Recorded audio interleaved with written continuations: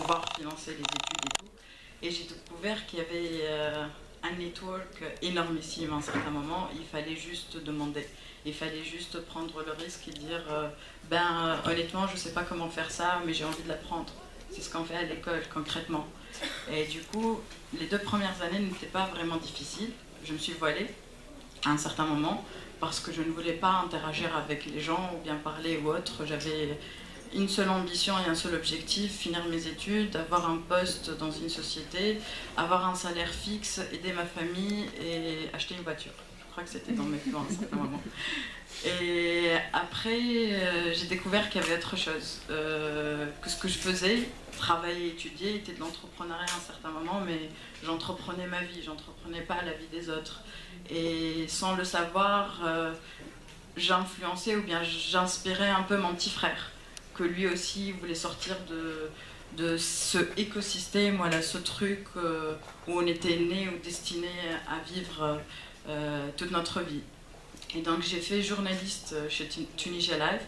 Mon français il n'est pas parfait, mais mon anglais par contre m'a permis d'avoir beaucoup d'opportunités. Je faisais FLEXE, je faisais de la traduction anglais-arabe, arabe-anglais avec BBC, New York Times, la période de la Révolution. Après j'ai fait animatrice radio chez Express FM pendant 4 ans. J'ai fait animatrice télé chez Hanabar TV. J'ai fait animatrice télé aussi chez Talza TV au lancement. Après, j'ai intégré une agence de communication internationale qui s'appelle Macan. Et j'ai intégré cette agence-là à cause d'une petite vidéo qui défendait les droits des femmes.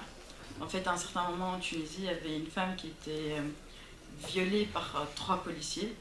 Et j'ai repris la scène en noir et blanc avec un texte simple de 30 secondes. En arabe qui disait cette femme-là, si on va pas la défendre ou si on va rester silencieux, sa vie va partir comme ça.